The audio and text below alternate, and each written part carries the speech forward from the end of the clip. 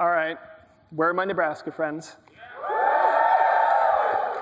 Okay, so apologies to the rest of you. The folks from Nebraska know something that the rest of you don't know. And that is, I have incredibly cute kids. But I'm not going to show you a picture. And some of the people from Nebraska, those that I hang out with, know that I have hilarious stories. And those of you who are wishing you had a break to go to the bathroom because you're feeling the coffee right now, I could probably make you pee with one of those stories. But I'm not going to. Because if you want me to make you pee, come and see me afterwards. If you want to see a picture of the kids, I'll show you afterwards. But I don't want to waste a single second of the time I have with you because it is so precious. It is such an honor. I get to kind of give the capstone talk for the Making Missionary Disciples track. But before I do, I want to just take a moment. I want to just give you a picture to understand what you're experiencing right now. Right now, you're on the mountaintop. And it's good up here. But there is a whole lot underneath this little mountain that you're experiencing. SLS, right? Seek, a focus conference. Those are like a little mountaintop experience. But what you have to understand is underneath this sea of people and the glory of this event are hundreds and thousands of everyday missionary disciples being stood up for the gospel. I don't mean like stood up, like standing there waiting for someone who never comes. Trying to make friends and awkwardly introducing themselves, starting small groups, sharing the gospel, sharing their stories, praying. There is a mountain underneath what you are experiencing right now. And this whole track has been about preparing you to live and do that mountain, right? And there's one ingredient that's left. We've been giving you the focus secret sauce. But there's one key ingredient that's left, and that's discipleship. And that's what I get to talk to you about. Discipleship as a verb more than a noun. Right? This is focus's secret sauce. And really, it's not focus. I mean, it's the secret of the church. I mean, it's the secret of the explosive growth of the early church, what we read about in Acts of the Apostles. Right? It's the secret of saints and great leaders in the church from time immemorial. And I get a chance just to give you just a little appetizer and a taste for that. To be honest, we could have a whole conference just on the art of discipling people, of giving your life away to a few and preparing them for mission. So here's what I want to do today. I want to talk about, first off, what discipleship is. I want to give you a little bit of the content, and then I want to give you a place to start. Like, what does it look like in the real world? How do I get started? So what is discipleship? Well, discipleship is an intentional and systematic formation for mission. Win, build, send. Win. If win is over here, this is where you're building relationships and you're getting to know people and you're earning trust. And ultimately that culminates as you've developed a friendship, introducing them to the friend of your life and of their life, of Jesus Christ, in the proclamation of the gospel. What I'm talking to you about today really centers more on the build and send phases of a person's personal discipleship journey. Once somebody has entrusted themselves to the Lord and they call themselves a disciple and they're all in for Jesus, then what? How do you build them up in the Christian life? How do you send them out on mission? It's maybe helpful to contrast. Here's what discipleship is not. It's not simply programming, right? It's not simply a men's group or a women's group or accountability or, dare I say, great catechetical content. As wonderful as those things are, discipleship is an intentional and systematic formation for mission. See, I'm the son of a carpenter. My dad grew up in Cedar County, Nebraska. He could do anything with his hands. And I had access to the tools all my life. And I didn't build a damn thing. You know why? Because I didn't want to. I didn't desire to build anything. I had access to the tools, but I didn't have the heart and I didn't have the hands. Today we live in a church that is overflowing with amazing, wonderful tools. But mark my words on this, the greatest poverty of the church today is that we don't have carpenters. The tools and programs and ministries of your parish do nothing without a missionary disciple to bring them to life, to use them. Now, when I give that definition of what we're talking about for discipleship, intentional, systematic, and a formation for mission, all of those elements are hard. I mean, it's hard to be intentional. I mean, to have a friendship that has a purpose and an aim is very countercultural in today's world. And to be systematic, to get something in the schedule that's regular with people who have commitments to family and work and all the rest of the whirlwind in life, that can seem overwhelming. But I think the hardest part, the most countercultural element of what I'm trying to, of the picture of discipleship that I'm trying to give you, is formation for mission. But that's what's needed, right? Whenever Jesus calls someone, think of it this way, whenever Jesus calls someone to be a disciple, come and follow me, he doesn't stop there. He says, and I will make you fishers of men. We cannot separate the call to be a disciple and the call to be a missionary. Thank you, Pope Francis. We now think of ourselves as missionary disciples. That's the type of discipleship I'm talking about. The discipleship that completes the formation for someone who has said yes to the Lord and now is ready to be equipped for mission. We'll talk more about what it looks like, but it can take place in your family, it can take place with coworkers, it can take place with people in your parish or your neighborhood. It's a method that is accessible to everyone, regardless of their vocation, regardless of their state in life, and regardless of the rigors of their day job. You can do it as an illiterate peasant in China. You can do it as an American CEO. I know a few college students that do it. And you can do it as a stay-at-home mom with 5 under 7. You see, when Jesus comes to save the world, he spends time with crowds, but the vast majority of his time is spent with 12 guys who smell like fish who don't get it most of the time. Right? Jesus spends an inordinate amount of time, for some of our sensibilities, camping and hiking with guys that are kind of rough around the collar. But he's investing himself in them. And not just them. Of them, he gives special attention to 3, Peter, James, and John. He's preparing them for mission. He's discipling them. And he gives us, when he leaves, he gives them commission to go make disciples themselves. Because this is the method that Jesus gives us for the evangelization of the world. So let's talk a little bit here.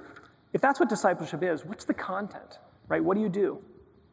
Well, Dr. Sri mentioned earlier in Acts of the Apostles, Acts 2:42, that they devoted themselves to the apostles' teaching, to the fellowship, to the breaking of the bread, and the prayers.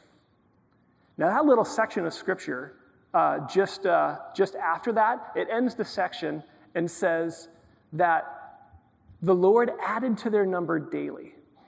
I mean, there's thousands of people being baptized. The earth is shaking whenever they pray. Their generosity and their communion is unbelievable.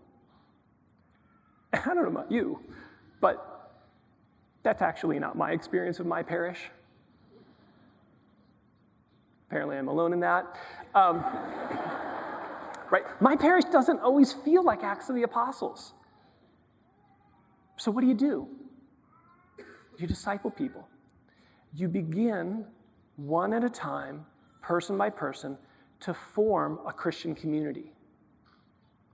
And what's the content? The teaching of the apostles, fellowship, the breaking of the bread, and the prayers. So let's just go through those just real quick here, right? The teaching of the apostles. Jesus Christ is still speaking to his church today. And he does so the same way he did it from day one in Pentecost. He speaks through the apostles and their successors. It's always cool at a Focus conference to see bishop after bishop after bishop walk in, and just when you're like kind of tired of the procession and you're like, well, okay, that's kind of cool. Now I just saw like 20 bishops walk by. So it's like, okay, right? It's like Jesus still speaks to us through the apostles and their successors. So things like the catechisms and letters from the church and the scriptures themselves. It is such a joy to get together and read and study the content of the faith with those, right, who have committed themselves to following Jesus. What else do you do in discipleship? Well, fellowship. To be honest, our parishes are often a very lonely place. And if I can get uncomfortably honest, sometimes the reason they're lonely is because you feel like you're the only one who is really there for the Lord. And the burden, the fire that burns within us to share our faith with others, to share the good news, man, sometimes that feels very isolating. To have a zeal for souls, to have a sense of mission, my gosh, like sometimes that's a very lonely experience. This is the solution to that. People who have given their life to Christ, even if they've been formed in a culture where it's not okay to, you can talk about anything, just don't talk about Jesus, they're dying to talk about their best friend. So begin to create communities of real fellowship, real friends, and real fun, where people can actually talk about what God's doing in their life.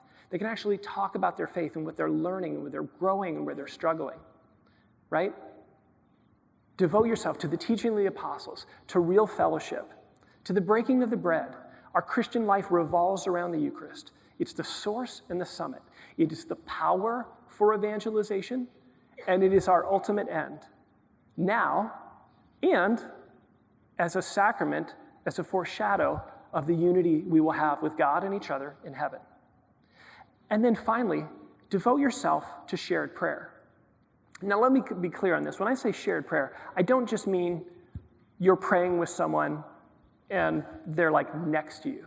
I mean really sharing prayer.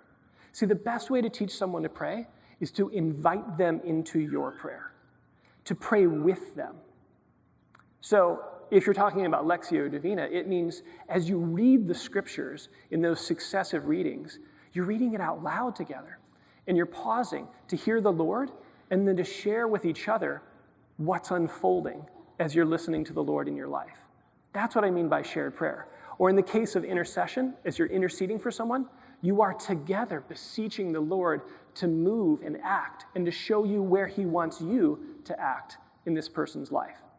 That's what I mean by shared prayer.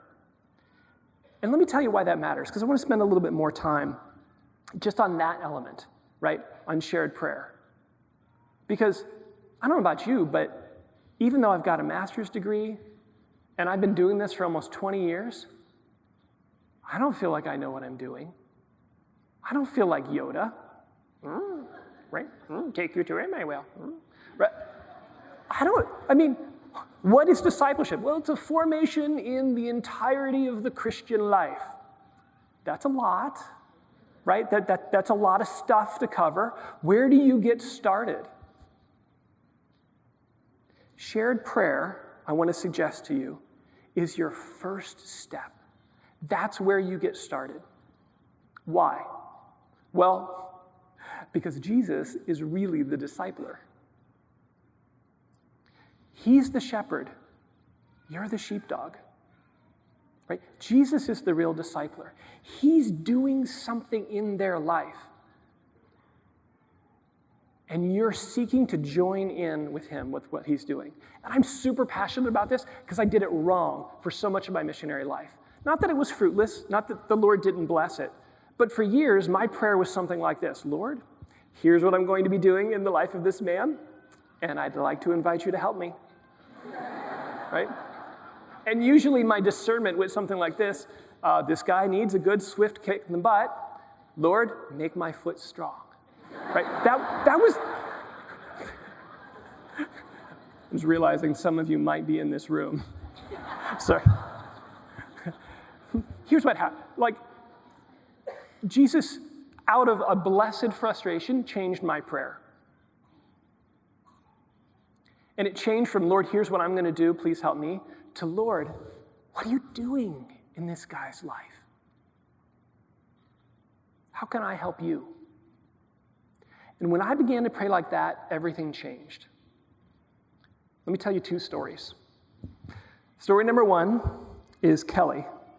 And this is like a guy, Kelly. Kelly was in my parish, developed great friendship. He was a former semi-pro cyclist.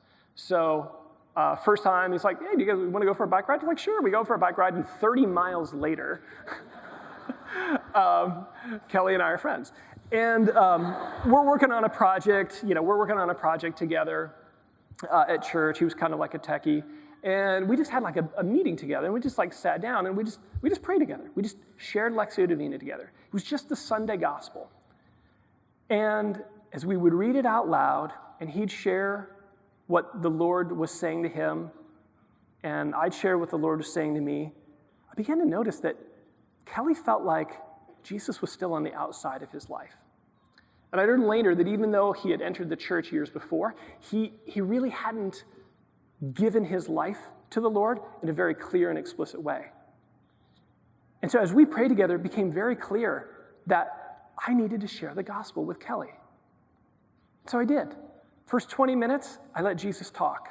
After that, because it was clear to me what he was doing in Kelly's life, I shared the gospel, just like Kelsey did, although I don't have a cool note from Kelly because he's a guy and he doesn't write notes and stuff.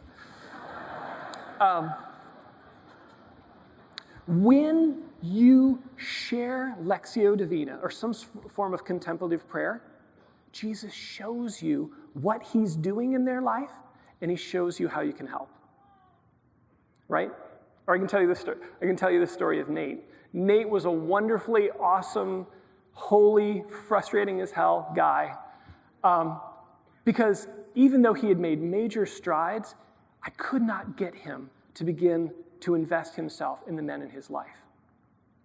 And there was never enough time, and he was always distracted. And after, exhausting myself with cool quotes from saints and the catechism to try and make him feel guilty, I finally decided, let's take a different strategy. Let's just pray together. And we began to do intercessory prayer together.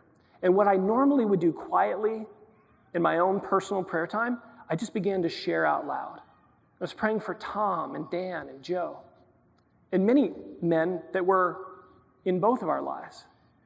And as I prayed out loud, and I invited Nate to join me in that intercession, when I looked up after we finished our prayer, Nate had grabbed a piece of paper and began to scrawl down all the names of the guys in his life that he now knew he needed to be praying for.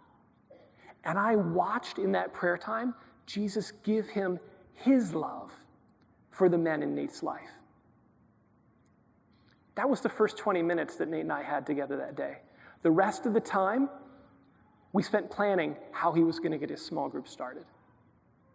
You see, if all you're doing together is praying with someone, then you're not really doing discipleship. I mean, you're doing a good thing, but you're not doing discipleship.